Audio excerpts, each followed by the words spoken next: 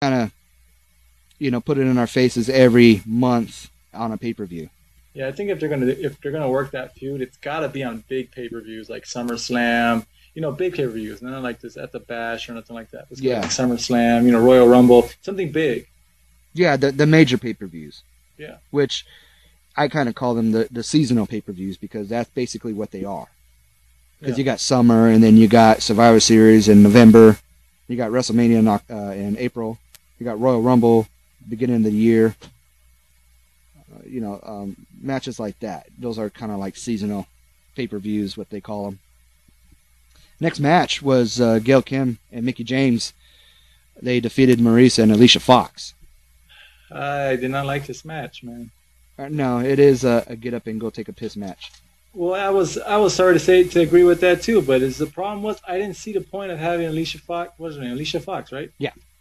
And Gail Kim in that match. The feud is between Maurice and Mickie James, and I know you don't want to have too many single matches between them two before a pay-per-view or before a big show or a title defense or something like that. But still, I thought they could have found a different way to put those two together, or you know what I mean? It was just I didn't see the point of Gail Kim and Alicia Fox in that match, and it kind of destroyed it for me. Well, let me tell you the reason why they did it, and the term that they like to use is a teaser match, and they always want to tease by teaming up the two girls or two guys involved and put them in tag matches of what could happen before the pay-per-view.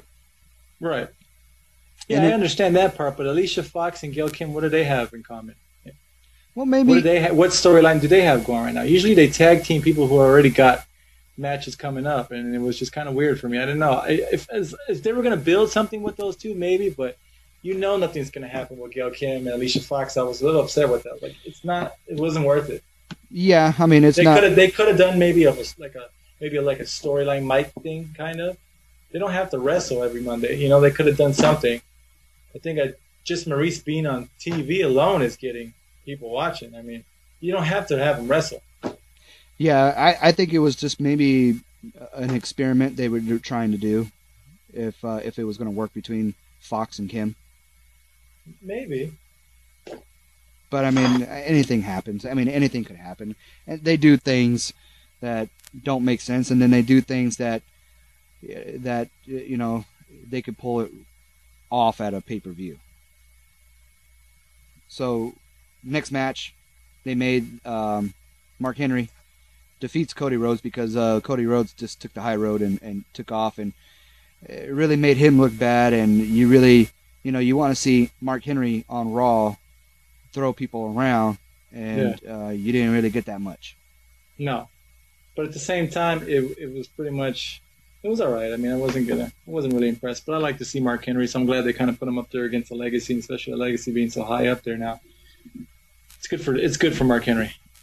It is, but it just kind of a match, just kind of a result. It kind of looks bad on both. Yeah.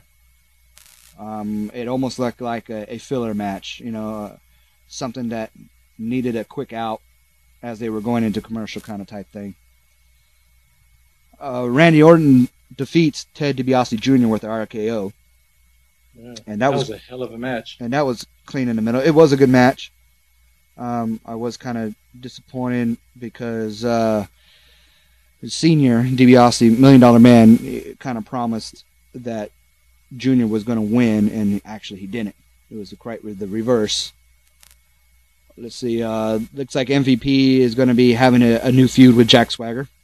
I think that would work. That's going to work really well. That's really good. I'm really excited to see that. Jack Swagger, that was one of our calls that we made before the mini draft happened, that Swagger to go to Raw. Yeah. I said to Raw, you said to SmackDown, because he would be a champion in a matter of weeks if he was in SmackDown. Yeah. I agreed, but I think he does belong in Raw, and I think he's going to work out well. Let's see. The two DiBiases had an argument backstage, which prompted Junior to slap the piss out of his own dad. Whew, what a hell of a shot. That was pretty hard. I don't think I can hit my own dad like that. Real or not. Yeah. Wow. But the best match of the night was Evan Bourne that defeated Kofi Kingston. and it was a great match. I think it was the best match of the night with the two new bloods on Raw. And See, that match was great. it was excellent. And now this is what I'm talking about, and I hope I don't go into the negative stuff we were talking about earlier, but when I said when you want to watch wrestling for wrestling, this defined everything I was saying. When you have two people like this that actually wrestle instead of getting on a mic and remembering them for their gimmicks, no, you're going to remember for what they did in the ring.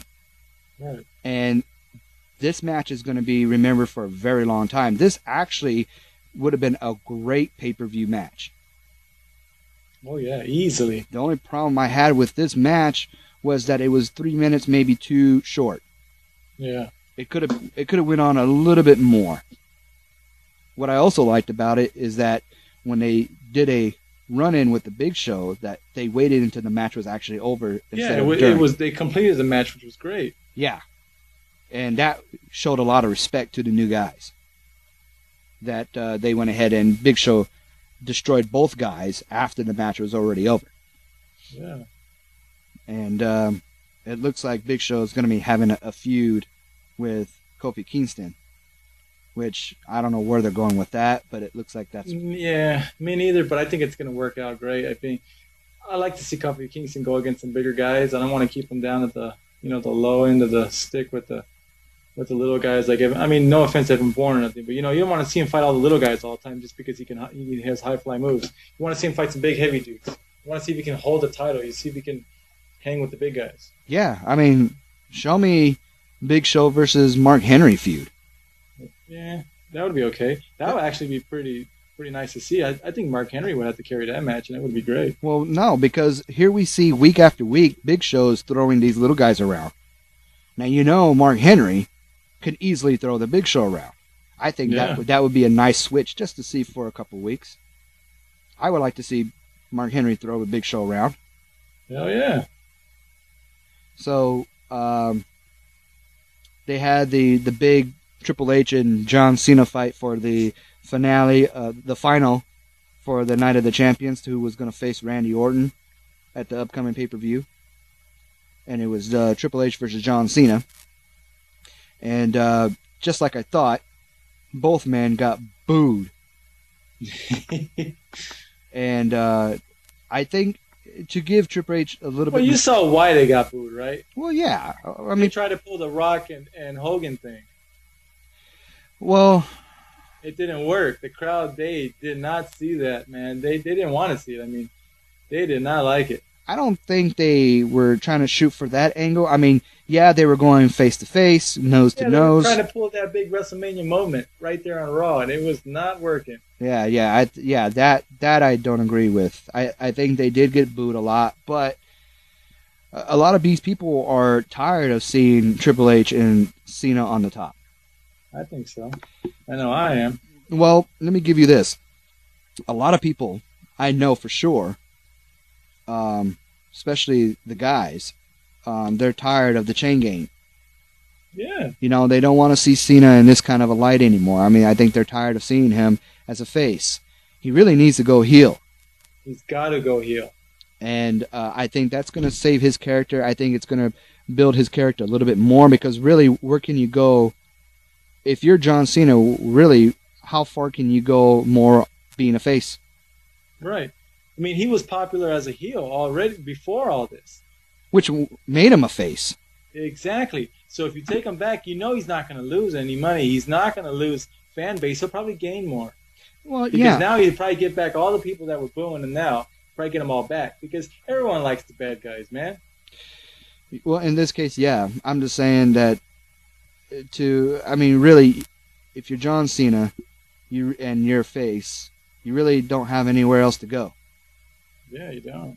And right now, that's exactly where he's at. He's in limbo. I mean, he's been getting title opportunities. Maybe he won here or two recently, and then recently let it go. But really, I mean, there's really nothing right now for him. The only avenue to take, the next crossroads, if you will, is to go heel and enjoy it for a few weeks.